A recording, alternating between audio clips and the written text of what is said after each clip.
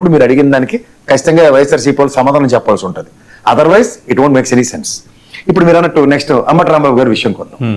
అంటే మళ్ళీ గాజు వెంకటేశ్వరరావు గారే ఆ కేసు వేసిన వ్యక్తి 1998 లాటరీ యాక్ట్ సార్.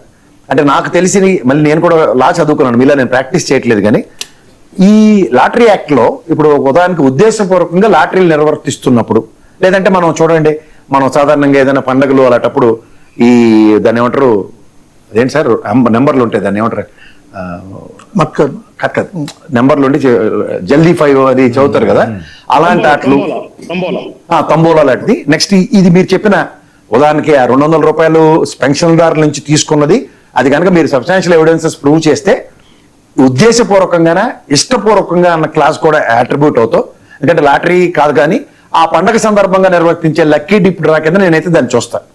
అది మీరు అన్నట్టు ప్రొవకేషన్ తో పెన్షన్ లో డిడక్ట్ చేయడం అన్నది అయితే తప్పది. I'm not against for as per the rule and law.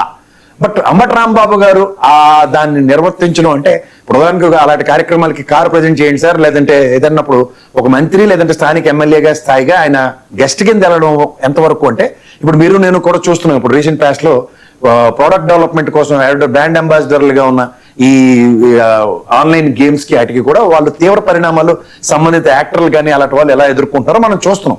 But ఇది స్పెసిఫిక్ గా before Sankranti and after Sankranti కూడా ఈ కాన్సెప్ట్ కనుక అట్రిబ్యూట్ ముందుకెళ్తే దీన్ని లాటరీ కాన్సెప్ట్ లో కన్సిడర్ చేయడానికి ఉంటుంది. కానీ otherwise it to be consider as a lucky dip. Lucky dip కి మీరు 100 రూపీస్ టికెట్ అవ్వచ్చు, లేదంటే పండుగల్లో మీరు గుండాటకి కూడా కొన్ని రేట్లు ఉంటాయి. ఈ పర్టికులర్ పర్పస్ లో నాకు కనబడుతున్న ఒక అన్ఎక్స్పెక్టెడ్ క్రైమ్ ఏంటంటే, మీరు అన్నట్టు ఆ పెన్షన్దారుల దగ్గర నుంచి 200 రూపాయలు తీసుకోవడం ఎంతవరకు సమంజసం అన్న దాని మీద పూర్వపరాలు ఖచ్చితంగా ఇన్వెస్టిగేషన్ అథారిటీస్ దీని ముందు వెనక చూడకుండా ఉండరు. ఉద్దేశపూర్వకంగా మీరు ఫిడివిట్ లో మీరు ఫైల్ చేసిన వెంకటేశ్వర గారు 10-20 మంది పేర్లు ఉన్నాయనుకోండి, వాళ్ళ ఇంటెన్షన్స్ ఆర్ నాట్ రైట్. అంటే సే ఫర్ ఇన్స్టెంట్ నాకు ఇష్టం లేదు సార్, నన్ను బలవంతంగా 200 రూపాయలు డిడక్ట్ చేశారు అంటే it to be called as bulldozing force కింద యూజ్ చేశారని చెప్పొచ్చు. Otherwise it need to be అన్నది రేపు పొద్దున పోలీస్ డిపార్ట్మెంట్ కన్సిడరేషన్స్ లో ఉంటాయి.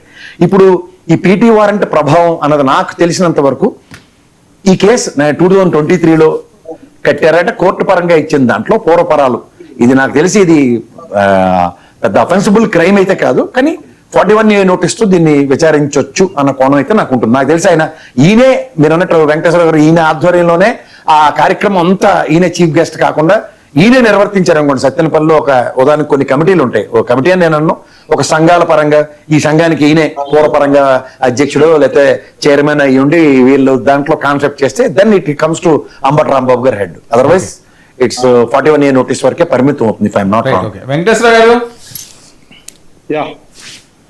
సో చాలా అంశాలు మధుసూదన్ రెడ్డి గారు మాట్లాడారు పవన్ కళ్యాణ్ గారి కోసం. మరి మీరు ఆ పార్టీయే కాబట్టి మీరే స్పందించాలి దాన్ని.